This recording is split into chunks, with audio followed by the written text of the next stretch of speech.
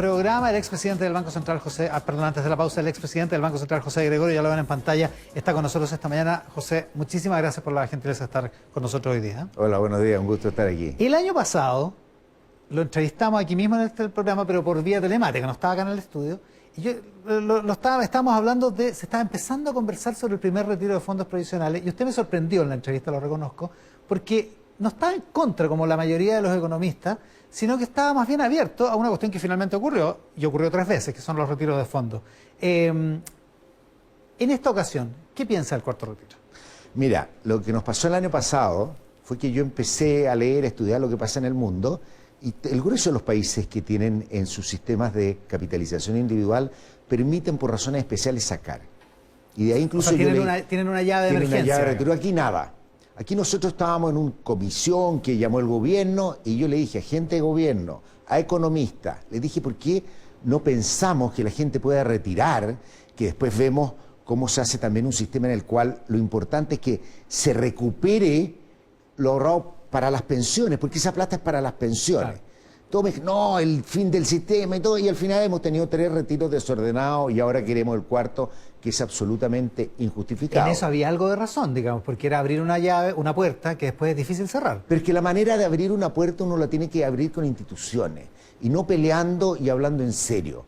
El primer retiro, la manera de muchos de justificar el primer retiro contra el primer retiro es que iba a quedar el caos en el mercado de capitales. Quienes conocemos el mercado de capitales sabíamos que eso no iba a pasar porque tenemos un mercado de capitales que funciona, no pasó nada. Pero ya cuando vas en el 40 empiezan a haber costos que no van a aparecer como trending topic en Twitter, pero que son importantes. ¿Usted coincide con Mario Marcel con lo que dijo esta semana? Pero yo creo que lo que dijo él fue muy razonable. ¿Qué es lo que está pasando?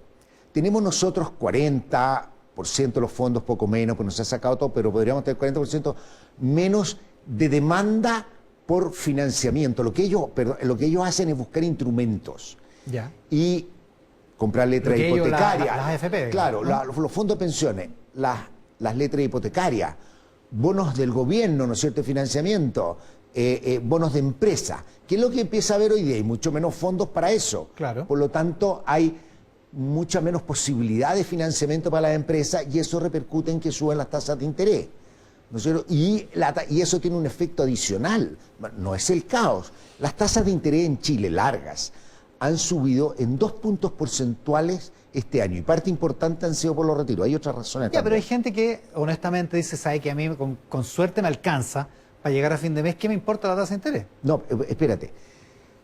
Lo que está ocurriendo también es otra cosa. Las pérdidas del fondo E. Cuando vienen estas alzas de las tasas de interés, cae la valoración de los fondos, ¿no es cierto? Porque el alza de tasa es que el bono es más barato y la gente pierde plata para su jubilación. Es un efecto automático, no es que alguien sea mala gente. Digamos. No, nada, si así es como funciona. Entonces, lo que pasa es que nadie dice los defectos y los problemas que tiene esto.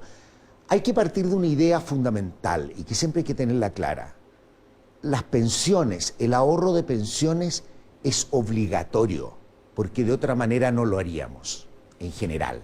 Entonces, está en nuestra naturaleza. Está en nuestra naturaleza no mirar a largo plazo, empezar a mirar tal vez a los 50 años y chuta, ahora va a venir la jubilación. Pero un joven de 30 años, ¿no es cierto?, dice que pues, la jubilación me importa poco. ¿Qué es lo que ocurre en ese caso? Que nosotros como sociedad nos obligamos a hacer algo que no queremos. Por lo tanto, naturalmente, si nos dicen saca la plata, tú dices la vas a sacar porque estoy obligado a hacer eso.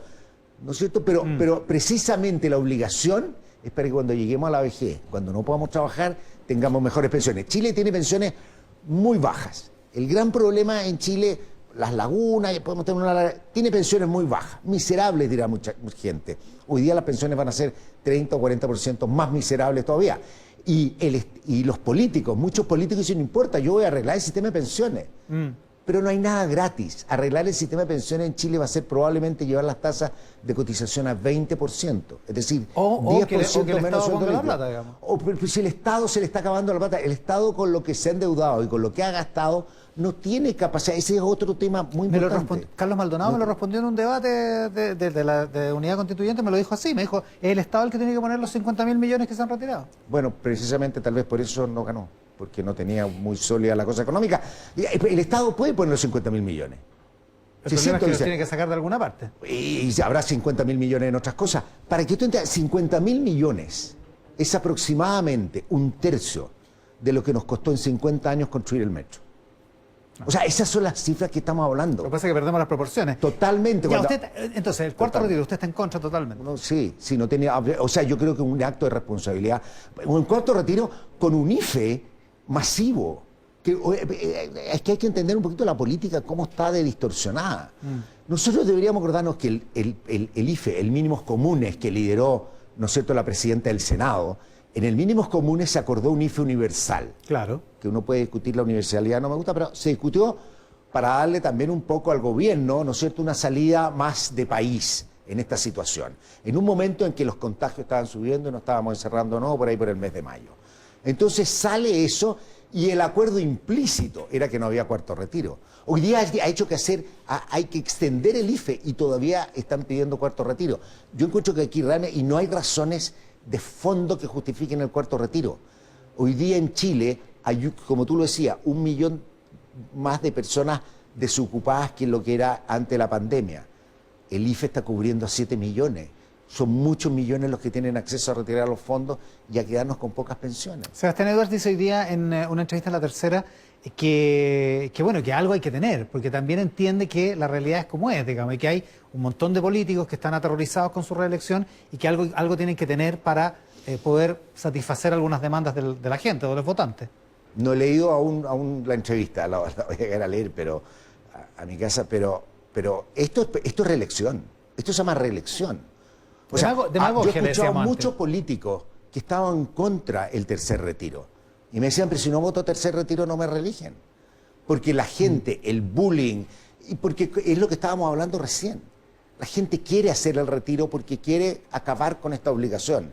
Y porque tiene, y yo no quiero hablar aquí, esto no es que la gente sea irresponsable, y tiene necesidades la gente. Por supuesto. Pero lo que va a pasar es que estamos gastando y estamos deshaciendo y reduciendo. Tiene que haber en Chile una reforma de pensiones. Pero una reforma de pensiones con un 40% menos de fondos ahorrados, obviamente se hace cuesta arriba llegar a tener pensiones dignas. Hay una idea sobre la reforma de pensiones que anda dando vuelta hace harto rato y que me gustaría saber su opinión. De hecho, la presidenta del Senado, Yana Proboste, la candidata de Unidad Constituyente, lo acaba de decir en una entrevista más temprano acá en el programa, que es que el sistema de pensiones se generó no para dar pensiones, sino para satisfacer la necesidad de flujo de liquidez, de crédito de los grandes grupos económicos. Que para eso está ese ahorro y que en el fondo lo que pasa es que le prestamos plata a los grupos empresariales con los ahorros provisionales y les prestamos barato, además. Y que para eso sirve el sistema de FP. Está equivocada. Lo siento, lo que pasa es que en cualquier sistema... En cualquier sistema de ahorro, no. Es que, primero partamos... Para quienes de Gregorio.cl, capítulo 3 de mi libro de macro lo discuto. El sistema de pensiones puede ser de dos formas. O ahorramos o los jóvenes le dan a los viejos, que se llama reparto, a los jubilados. Eso no resiste, está explotando en el mundo por el tema demográfico. El ahorro puede ser ahorro individual o ahorro colectivo. Yo creo que tiene que haber ahorro colectivo, es decir, que tiene que haber seguridad social en serio. Lo que nosotros teníamos en Chile antes de la pensión solidaria, pero cuando se funda el sistema, es un sistema en el cual la gente entra en un sistema de ahorro individual obligatorio. No tiene el componente de seguridad social, que es que a quien le va mal, uno lo va a compensar, ¿no es cierto? Y lo que nosotros creamos es un seguro entre todos. Ese es un tema que hay que discutir. La contraparte del ahorro es prestar, es invertir esa plata. Eso es en todo el mundo. E invertirla en bonos del gobierno que afortunadamente, por tener una política fiscal que se nos está desordenando, pero no había necesidad, como en otros países, que los fondos de pensiones lo único que hacen es comprar deuda pública, ¿no es cierto? Y que a veces eso no es necesidad. Entonces lo que uno tiene que hacer con esos fondos es salir a invertir y sacarle retorno. Y eso es que no al que es más amigo tuyo, lo que tienen que invertir y el objetivo de cualquier fondo. Mucha gente dice, no, es que tenemos que invertir, y dicen, o sea, qué sé yo, para ponerlo, en investigación y desarrollo. ¿Y qué pasa si se pone en una inversión en eso que es mala y que no renta? La gente va a estar subsidiando esa actividad. O sea, aquí hay que hoy día hay que ser muy severo en materia de inversiones. Por ejemplo, es importante que las inversiones se orienten a empresas y a la contribución O sea, a reducir el cambio climático, pero ir a decir, por ejemplo, las pensiones financian viviendas en Chile. Obviamente, obviamente lo que se necesita en vivienda, no va a forzar uno a seguir haciendo vivienda si no hay demanda, y hay que obtener un retorno. Lo importante es que la gente que pone 100, 20 años después, vea un buen retorno. Eso sí es es lo más importante. la rentabilidad. Seguro, rentable, y eso es lo que tenemos que hacer. Pensar de que esto se hace porque hoy día, los temas de financiamiento para las grandes empresas pueden salir a los mercados mundiales e internacionales que está lleno de financiamiento. O sea, un mito esto. Lo que pasa es que eso uno podría haberlo contado hace 50 años atrás, 40 años atrás, cuando no había financiamiento.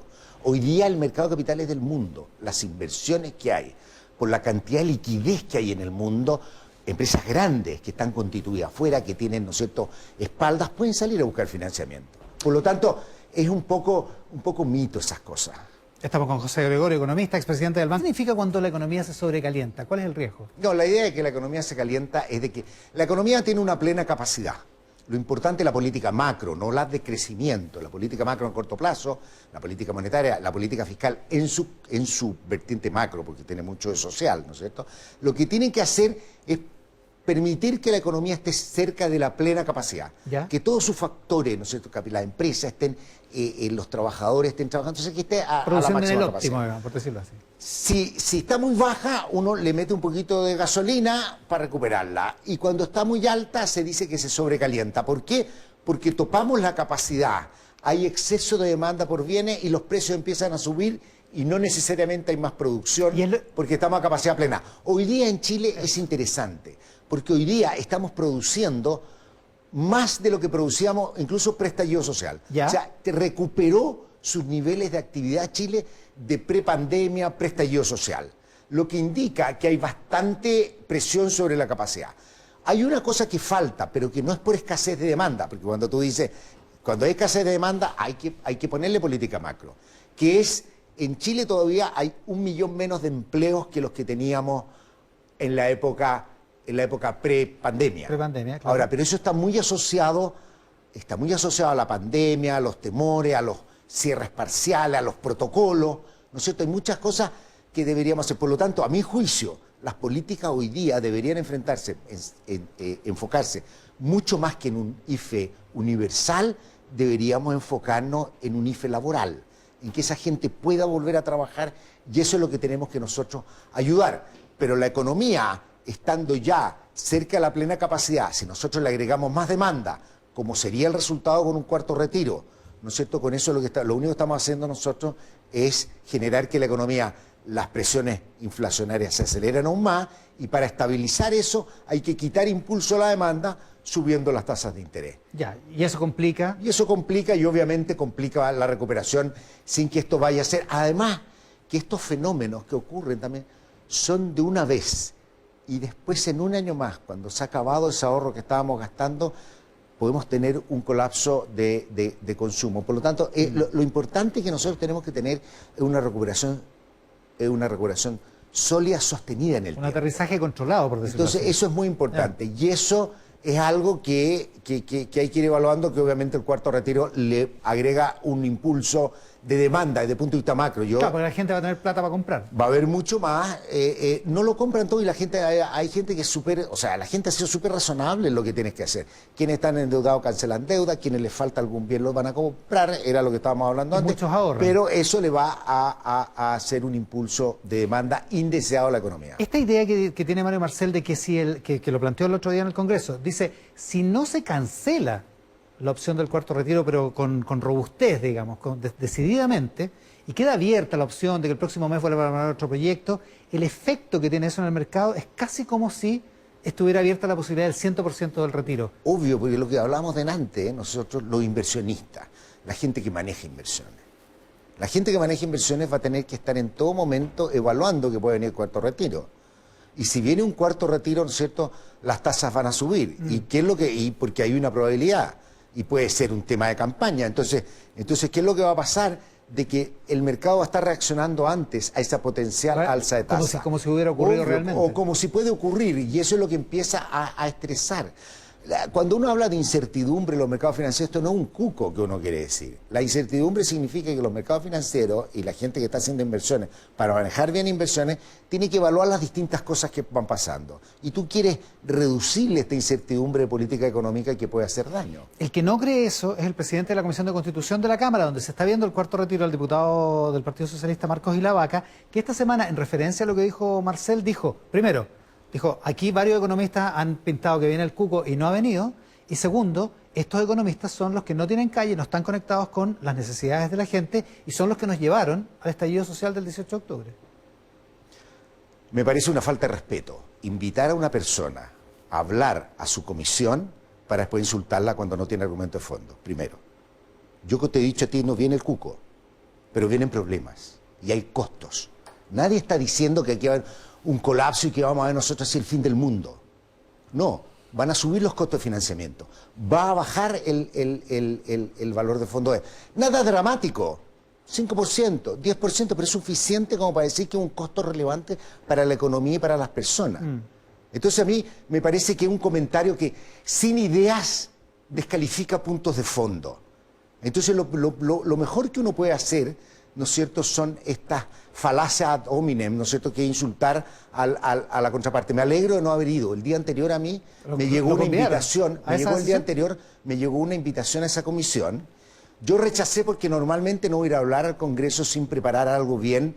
Entonces a mí me gustaría que me dijeran unos 3, 4 días antes para poder tener el tiempo porque uno tiene obligaciones. Y además porque tenía clase. Y creo que me da mucho más calle y me da mucho más estar con mis estudiantes y conocerlos, ¿no es cierto?, en esta tremenda pandemia, que ir a exponerme a una invitación que después se transforme en un insulto. Me parece que así el país, es difícil que hablemos en un clima de confianza, no importa que sea duro, no importa que uno le diga a otra persona lo que tú estás diciendo, no tiene fundamento, es absurdo, da lo mismo si nosotros en el mundo académico estamos acostumbrados, pero ya cuando llegamos al insulto, como que pierde. Por eso hay que recordar a nuestro líder futbolístico que dijo, pero con respeto, lo que le faltó a ese señor. Oiga, ya, pero espérese. Pero él está preocupado de su reelección, él no está preocupado, o sea, él tiene mucha calle, pero necesita mucho voto si tiene que ser reelegido. Y el cuarto retiro y los IFE son muy populares. Los costos futuros los va a pagar Chile. Claro, alguien más, digamos. Ahora, ¿no conecta esa idea del diputado Ilavaca con un creciente desprecio respecto de... Mucho. Porque tuvimos culpa. La academia, de los expertos de la verdad. Como profesión, yo no me siento culpable, yo nunca andaba metiendo cuco, pasé el grueso de mi vida en el Banco Central y creo que en política pública lo hicimos bien, fui ministro, no me siento, introducimos todas las modificaciones al Tribunal de la Competencia, me siento muy orgulloso de lo que he hecho. Pero efectivamente yo creo que hay una sensación, y muy justa, y tal vez... En mi calidad como profesores, que me duele un poco de esta cosa que yo llamo el tecnócrata ignorante que dice cosas como para asustar o como para dar superioridad sin ser capaz de explicar. Yo creo que esa es la demanda que tenemos hoy día los técnicos, los académicos, es de explicar y de convencer, porque los conocimientos que uno no los puede explicar y uno dice, no, esto no es mecánica cuántica, esto es la vida de las personas. Uno tiene que ser capaz de explicarle lo que pasa con las pensiones en distintas situaciones, ¿no es cierto? No, o sea, lo que pasa con pega la no es cosa andar fiscal. asustando a la gente. Pero entonces lo que pasaba antes era mucho, no, esto no se puede hacer porque es el colapso. No es así. Lo que nos pasó con la discusión que tuvimos hace un año sobre tener un sistema de pensiones que permita que haya retiro. Retiros, por ejemplo, para que muchos jóvenes puedan ayudar a la compra, donde tienen su mayor ahorro de su primera vivienda. O sea, esas son las cosas que tenemos que discutir. Que antes ¿Es ese tipo de cosas que están en riesgo? Yo creo que lo que ocurre es que... Si suben las tasas de los créditos hipotecarios, por ejemplo. No, pero de todas maneras ya están subiendo las tasas de los créditos hipotecarios. A la gente le va a costar mucho más caro comprar una casa hoy día. ¿No es cierto? ¿Por qué? Porque hay mucho menos demanda por letra hipotecaria, porque hay que salir a liquidarlas. ¿No es para cierto? financiar para los poder retiros. financiar. Entonces eso es lo que hay que tener. Y así funciona. Y Chile, no he revisado los números. Rodrigo Valdés escribió una columna hace unas 2 o 3 semanas en Mercurio donde compara crédito hipotecario. El costo de un crédito hipotecario en Chile comparado con cualquier país de América Latina. Hasta hace 2 es meses impresionante. era baratísimo. Es impresionantemente, y comparado. sigue siendo, pero ¿cuáles son los riesgos que vamos a hacer como otros países en materia de precio de vivienda, de acceso? Y cuando veamos nosotros la presión y todo, entonces el Estado responde. Y el Estado no tiene capacidad infinita. ¿Le ve buena perspectiva a la economía, tomando en consideración toda esta trifulca y todo este enredo conceptual y todas las políticas que se están llevando adelante en el Congreso? ¿Le ve buena perspectiva? ¿Igual? Yo estoy preocupado. O sea, yo creo primero, yo trato de ser optimista con el país. Yo creo que vamos a tener problemas, vamos a tener que ceder y en acuerdo, ¿no es cierto? Pero esta es una economía que por más que lo discutan, ¿no es cierto?, una economía que su crecimiento viene flojo desde 2015 hasta el 2015. La economía chilena, un dato. Chile, corregido nuevamente, 24% del PIB per cápita el año 90 de Estados Unidos, cuando uno lo corrige, porque es bastante menos por paridad de poder de compra. 24%, el año 90. La misma cifra del año 80, entre el 80 y el 90 no hubo cambio. El año 2015 era 42%. Esos no fueron años perdidos. Nuestro país se quedó atrasado. Nos quedamos atrasados en el CAE que lo vienen a arreglar cuando es tarde. Nos quedamos atrasados y todavía seguimos atrasados, y eso se lo digo yo a todos los candidatos. Seguimos atrasados, aunque todos estamos hablando de la gratuidad y nadie habla de las universidades de pésima calidad que no le están entregando un buen servicio a nuestros jóvenes para que se eduquen. Nosotros tenemos que pensar en eso, ¿no es cierto? Y sacarnos un poquito, claro, esta máscara conservadora, media tecnócrata que puede aparecer, pero esto no es regalar ni que las soluciones son triviales. Hay que trabajar mucho, hay que ser muy serio para hacer este un país mejor. José Gregorio, muchísimas gracias por la gentileza de estar hoy día con nosotros. Mucho gusto haber estado contigo, Iván. A la pausa.